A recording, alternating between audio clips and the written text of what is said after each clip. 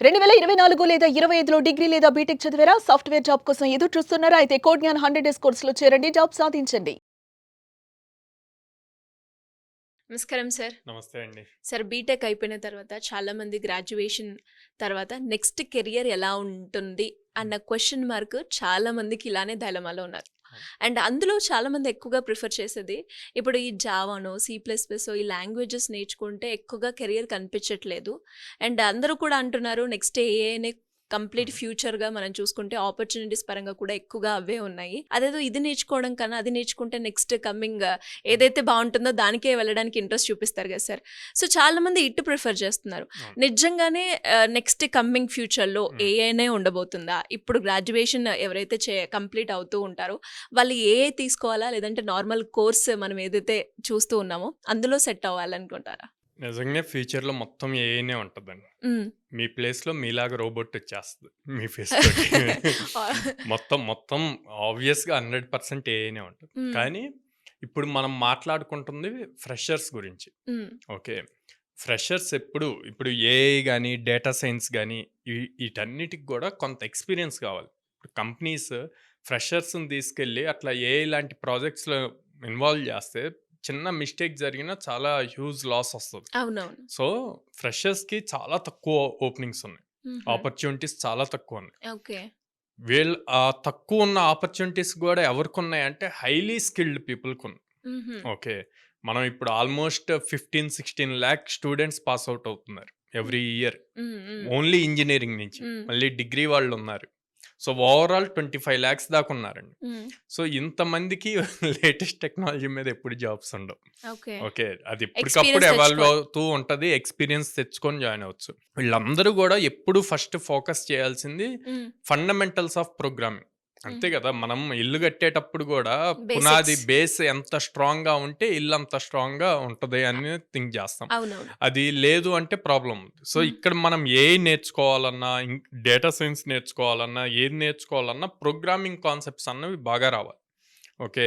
నాకు ఆ ప్రోగ్రామింగ్ వద్దు డైరెక్ట్ ఏఐ అంటే అది రాంగ్. ఓకే. అంటే అది వాళ్ళ మిస్టేక్ గూడా కాదండి. సస్టైన్ అవ్వలేమంటారు. అహా! ఫస్ట్ కాదు. మనకి అది యాక్చువల్‌గా అసలు వాళ్ళ మిస్టేక్ కాదు. ఈ ప్రోగ్రామింగ్ వద్దు ఏఐనే నేర్చుకుంటామన్న థాట్ ఎందుకొస్తుంది అంటే, మీరు యూట్యూబ్ ఓపెన్ చేసి థంబ్‌నెయిల్స్ చూస్తే అసలింక ఏ ప్రోగ్రామింగ్ అవసరం లేదు. ఏఐ ప్రాంప్ట్ ఇంజినీరింగ్‌తో జాబ్ వచ్చేస్తది అన్న పాయింట్‌లో ఉంటాయి. అవును. నేను ఓపెన్‌గా అడుగుతున్నా. ప్రాంప్ట్ ఇంజినీరింగ్ అంటే ఏందండి? ఏం చేస్తున్నాం? అక్కడ మనం సెంటెన్స్ ప్రాపర్ ఫ్రేమ్ చేసి ఇవ్వాలి. అవును. అవునా? దానికి కొంచెం సెన్స్ ఉండి ఇంగ్లీష్‌లో ప్రాపర్‌గా రాయటం వస్తే సరిపోద్ది. దేనికి సిస్టమ్‌కి అర్థమయ్యే భాషలో లాంగ్వేజ్‌లో. నీట్‌గా మనం ఏదైతే అడగాలనుకున్నామో విత్ ఎగ్జాంపుల్స్ ఎక్స్‌ప్లెయిన్ చేస్తే అది తిరిగి రిప్లై ఇస్తది. దానికి మళ్ళీ అసలు దానికి ప్రోగ్రామింగ్‌కి, ఏఐకి సంబంధం లేదు. మనం ఏం నేర్చుకోవాలి? ఎవరైనా ఏఐ సైడ్ నేర్చుకోవాలి అనుకుంటే ఏం నేర్చుకోవాలి? ఆ సెంటెన్స్ రాయటం కాదు. ఆ సెంటెన్స్ రాస్తే ఎనక అల్గారిథం ఎలా వర్క్ అవుతది అన్నది నేర్చుకోవాలి. అదంతా వదిలేశారు. అందరూ దీని మీదే ఉంటున్నారనమాట. మీరు మీరు చూసే చాట్ జీపీటీ ఇయన్నీ గూడా జస్ట్ 1 ఆర్ 2% ఉంటది ఎంటైర్ ఏఐలో. ఆ యాక్చువల్ ఏఐని మిస్ చేస్తున్నారు. ఓకే. ఓకే. సో, అది చూడాల్సింది గాదు. చాలా ఉంది ఇంకా. చూడాల్సింది చాలా ఉంది. ఆ యాక్చువల్ ఏఐ నేర్చుకోవాలంటే ప్రోగ్రామింగ్‌లో స్ట్రాంగ్ ఉండాలి. It might be Java, Python or JavaScript. Okay. ఏదో ఒక లాంగ్వేజ్ ప్రాపర్‌గా నేర్చుకోవాలి. సో అటెళ్ళాలి అన్నా కూడా బేసిక్‌గా మనం ఇవి నేర్చుకోవాలి. యాహ్! సో, అందుకే నేనెప్పుడూ ఫ్రెషర్స్‌కి ఏం సజెస్ట్ చేస్తా అంటే, డేటా సైన్స్ ఓకే. మీరు సీఎస్‌సి డేటా సైన్స్ చేయొచ్చు. సీఎస్‌సి ఏఐఎంఎల్ జేయొచ్చు. మీరు ఎంత స్ట్రాంగ్‌గా ఉన్నారు డేటా సైన్స్, ఏఐఎంఎల్‌లో? అంటే డేటా సైన్స్ గానీ, ఏఐఎంఎల్ గానీ చేయాలి అంటే, artificial intelligence or machine learning చేయాలి అంటే, mathematical skills most important programming కన్నా గూడా. ఇంటిగ్రేషన్స్, ప్రాబబిలిటీ స్టాటిస్టిక్స్ ఇయన్నీ ఎంత స్ట్రాంగ్‌గా మీరు చేయగలుగుతారు. అది ఉంటే అప్పుడు నేను కెరీర్ అటు సైడ్ డిసైడ్ అవ్వమంట. అట్లా గాకుండా బయట ఏయో వీడియోస్ చూసి, యూట్యూబ్ వీడియోస్ ఇట్లా చూసి, ఇంత సింపుల్‌గా జస్ట్ కోడ్ రాస్తే డేటా సైన్స్ అవ్వచ్చు అనుకోని వచ్చి, డేటా సైన్స్ కోర్స్‌లో జాయిన్ అయిపోయి, అదో 6 మంత్స్ కోర్స్ అయితే ఒక 2 మంత్స్ అవ్వంగానే అక్కడ మ్యాథమెటిక్స్, ప్రాబబిలిటీ స్టాటిస్టిక్స్ స్టార్ట్ అయ్యాక, ఇది మన వల్ల కాదురా అని వదిలేస్తే money loss, time waste. Yes.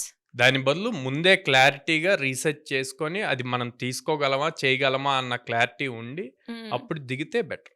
Okay. So, దేనికైనా సరే ప్రోగ్రామింగ్ ఫండమెంటల్స్ అన్నవి ఇంపార్టెంట్. ఓకే. సో ఫ్రెషర్స్ని నేను ఎప్పుడు దాని మీద ఎక్కువ ఫోకస్ పెట్టను. వన్స్ అది వచ్చాక తర్వాత ఏయైనా అడ్వాన్స్డ్ లెవెల్ ఏయైనా నేర్చుకోవచ్చు. అండ్ ఆపర్చునిటీస్ చూసుకుంటే ఇందా మీరు ఆ పాయింట్ కూడా అన్నారు. ఆపర్చునిటీస్. స్టూడెంట్స్ ఎక్కువగా ఏ అని వినపట్టడం వల్ల దాని మీద ఎక్కువ ఆపర్చునిటీస్ ఉన్నాయి అనుకుంటున్నారు. అవును. రియాలిటీ ఏంటి అంటే హ్మ్. Basic programming language, full stack programs, Java, Python వీటి మీద ఓపెనింగ్స్ ఉంటాయి. ఓకే. డేటా సైన్స్ జావా మీద మీకు ఫర్ సపోజ్ 60 ఓపెనింగ్స్ ఉంటే డేటా సైన్స్లో హార్డ్లీ ఒక 5 కూడా ఉండవు. ఓకే. ఓకే. సో ఇంత అంత డిఫరెన్స్ వేరియేషన్ ఉంటుంది. ఉంటుందా సార్? యా. ఈ 5 జాబ్స్కి ఎంతమంది కాంపిటీషన్ ఉంటారు అది కూడా చూసుకో. అది చూసుకోవాలి. అండ్ మనం ఎంతవరకు క్యాపబుల్ ఎనఫ్ ఆ లెవెల్లో నేర్చుకోవాలి అన్నది కూడా తెలియాలి స్టూడెంట్కి. డెఫినెట్ గా. ఇప్పుడు స్టూడెంటే అనలైజ్ చేసుకోవాలి, మనం చెప్పలేం. ఓకే.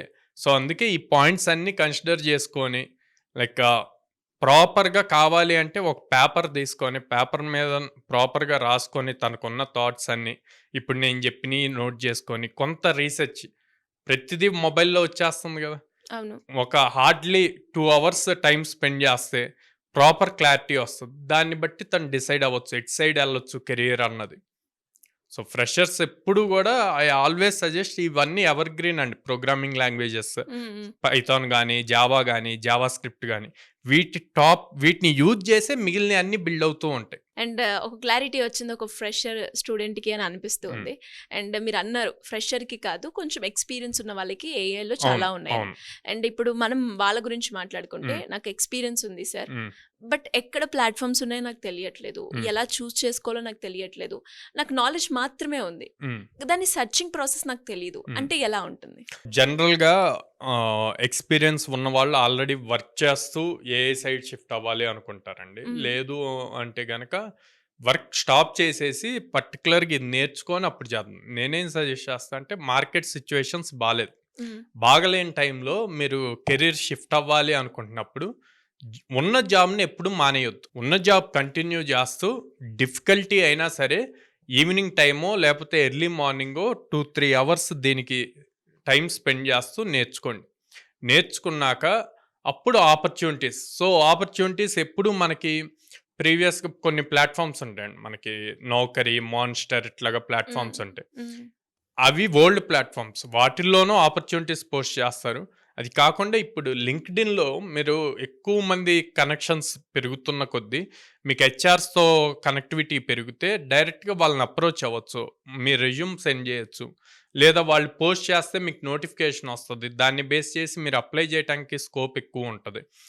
3+ ఇయర్స్ ఎక్స్పీరియన్స్ ఉన్న వాళ్ళకి అక్కడి నుంచి మల్టిపుల్ ఓపెనింగ్స్ ఉన్నాయండి ఏఐ రిలేటెడ్. కానీ దాని ప్రాపర్ అందరూ మళ్ళీ లైక్ ఇందాక నేను చెప్పినట్టే అదే ప్రాంప్ట్ ఇంజనీరింగ్ అవే తెలుసుకొని అదే ఏఐ అంటే అది రాంగ్. అసలు ఎప్పటికీ ఇంటర్వ్యూ క్లియర్ చేయలేరు. అందుకే అందరు ఇప్పుడు రష్యన్ జాబ్స్ లేవంటున్నారు, కానీ బయట కంపెనీస్లో హండ్రెడ్స్ ఆఫ్ జాబ్స్ ఉన్నాయి. కంపెనీ వాళ్ళు ఏం చెప్తున్నారు, మా దగ్గర జాబ్స్ ఉన్నాయి కానీ స్కిల్డ్ పీపుల్ దొరకట్లేదు అంటున్నారు. ఇక్కడేమో అందరు స్టూడెంట్స్ కానీ లేకపోతే లే ఆఫ్స్ అయిన వాళ్ళు ఖాళీగా ఉంటున్నారు. ఇక్కడ వీళ్ళేమో మా దగ్గర జాబ్స్ ఉన్నాయి కానీ స్కిల్డ్ పీపుల్ అంటే అప్పుడు వీళ్ళు ఏం చేయాలి, ప్రాపర్ స్కిల్ నేర్చుకోవాలి, అది రీసెర్చ్ చేయాలి, ఎక్కడ నేర్చుకోవాలన్నది చూడాలి. ప్రాపర్గా స్కిల్ నేర్చుకుంటే ఖచ్చితంగా ఆపర్చునిటీస్ ఉన్నాయి, క్రాక్ చేయగలరు. అందుకే కోడ్నాన్ ఎప్పుడూ కూడా మెయిన్ Tier 2, Tier 3 సిటీస్లో ఉన్న అన్ఎంప్లాయ్మెంట్ రేషియో తగ్గించి ఎక్కువ మందికి జాబ్స్ రావాలి అని చెప్పి ఎప్పుడు ఫోకస్ చేస్తాం. వాళ్ళు కెరీర్ గ్యాప్ వచ్చిన వాళ్ళైనా, ఫ్రెషర్స్ అయినా, లేకపోతే ప్రజెంట్ ఎక్స్పీరియన్స్ ఉన్న వాళ్ళైనా సరే. Good sir, good job. And అలాగే మనం మాట్లాడుకున్నాం కాబట్టి చాలా మందికి కూడా స్టూడెంట్స్ మీరు బీటెక్ అంటే పర్సూయింగ్ స్టూడెంట్స్కి కూడా మన దగ్గర కోర్సెస్ ఉన్నాయని చెప్పారు. అండ్ గ్రాడ్యుయేషన్ అయిన వాళ్ళకి ఉన్నాయి, అండ్ ఎక్స్పీరియన్స్ ఉన్న వాళ్ళు కూడా ఇప్పుడు మీరు అన్నట్టుగానే కొంచెం ఏ నేర్చుకొని ముందుకెళ్ళాలి అని అనుకుంటారు. మరి ఈ స్టూడెంట్స్ అందరికీ కూడా అంటే ఏ స్టూడెంట్ ఎప్పుడు ఎలా అప్రోచ్ అవుతారో మనకు తెలియదు కాబట్టి వాళ్ళకి ఒక గైడెన్స్ కావాలి అన్నప్పుడు మిమ్మల్ని అప్రోచ్ అవ్వాలి అంటే ఎలా ఉంటుంది? సో స్క్రీన్ మీద కనిపిస్తున్న నెంబర్స్ కాల్ చేయొచ్చండి, ఆర్ఎల్స్ మన బ్రాంచెస్కి డైరెక్ట్గా విజిట్ చేయొచ్చు. లైక్ విజయవాడలో మొగలరాజపురంలో ఉంది, హైదరాబాద్ JNTU మెట్రో స్టేషన్ దగ్గర ఉంది, Ameerpet Chennai shopping mall opposite ఉంది, and Bengaluru BTM layout second స్టేజ్లో ఉంది. సో ఈ బ్రాంచెస్కి డైరెక్ట్ విజిట్ చేసి కౌన్సిలర్స్తో మాట్లాడి వాళ్ళకున్న డౌట్స్ అన్ని క్లారిఫై చేసుకొని అప్పుడు డిసైడ్ అవ్వమంటారు. Thank you sir, thank you so much. Thank you అండి.